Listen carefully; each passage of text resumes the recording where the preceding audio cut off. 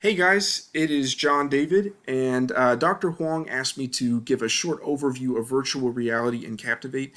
So I just want to kind of show you some of the ways that you might find yourself using it in the field. Okay, so real quickly, before we get super far into it, if you were to add a new VR slide to a Captivate project that you're working on, it's going to give you this weird blank sort of like Epcot 360 grid. And it's going to prompt you to add a 360 image or video. So a couple notes about that.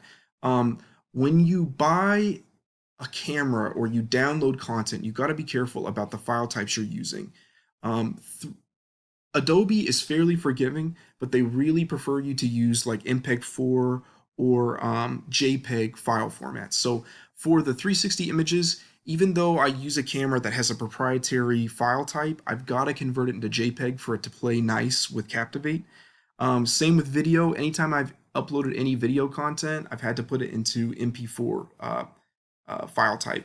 Now, one other thing is that the videos, you really have to have a really fast processor, a pretty good video card, I think, and also a lot of RAM to be able to work with video files easily within Captivate. And since I've only got 12 gigs of RAM in my laptop that I'm using, and that's not near enough to show you guys examples of videos in this program. So just a word of advice, if you plan to use it like that, you really need to have a pretty powerful computer.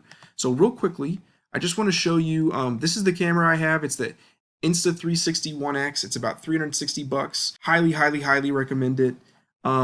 I want to show you an example of just what it looks like if you shot a regular old video. So this is my mom's, actually it just burnt down ironically, but this is my mom's house. And I shot a 360 tour with it to advertise my services to real estate agents. Now, real quickly, you might notice, see the files can get really big if you notice.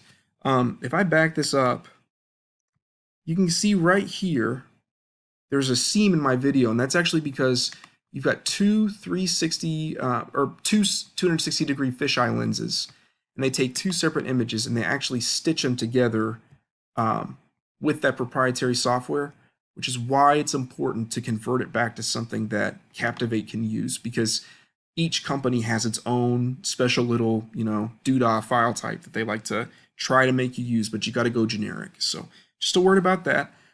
So I actually use this software to make tours of RVs, virtual tours, and we're about to launch them here in a few months, assuming that coronavirus doesn't interrupt everything too much. But I want to show you kind of what it looks like as I'm building them. So you can add, you'll have a 360 image that you would take with your camera, you convert it to JPEG, you import it into a slide, and then you start to add these things called hotspots. So a couple different things that you can do. You can add text, like floating text, and that would just tell your customers or or your students, hello. You could have it floating right here in a place where they'd see it, and you can edit all that in your properties panel. Also, you've got hotspots that you can add. Now with hotspots, they come preset in these different configurations. So you could have this one with a speech bubble, and if someone clicked on it, some words, some text will come up. You can trigger some audio, an image, a video file. They have some navigation tools. Two particularly useful ones are adding quiz questions that can be linked to quiz results at the end of a presentation. And then also this must view once icon. Now that is going to force users to click on that tab prior to navigating between slides. One other thing that's kind of interesting is that you have this ability over here in each slide when you have multiple hotspots to either do a guided or an exploratory mode. So guided mode is actually going to force users to go through this point, and then it's going to orient you to this one and then use it. Then it's going to orient you to the next one and use it. Exploratory will just allow me to freely kind of choose whatever hotspots are interesting me and freely move from one slide to the next. So that's how I have it for customers to do tours. Now, real quickly, I want to just show you guys, I have image hotspots in my tours, but I just want to show you, so say you come to our website, and you want to look at the back room, the back bathroom of a coach. So this is one of those coaches. It would be about $700,000. Just want to show you. And so here's an image overlay. I don't know why I like this one, but I really do. Of the washer and dryer unit that we have in the back. Or I can show you the closet space if you were to open up the closet door. So as you can imagine, if I'm doing that with audio or video, that could be some pretty interesting and powerful tools for students to get to kind of play around with and learn from.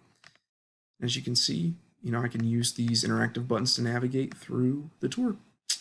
So that's just a little kind of overview of some of the main features that you'll have within VR for Captivate. So if you guys have any other questions or you want to talk shop about VR or instructional design at all, just feel free to shoot me a message or an email, and I will just look forward to talking to you. All right, thanks. Y'all have a great day.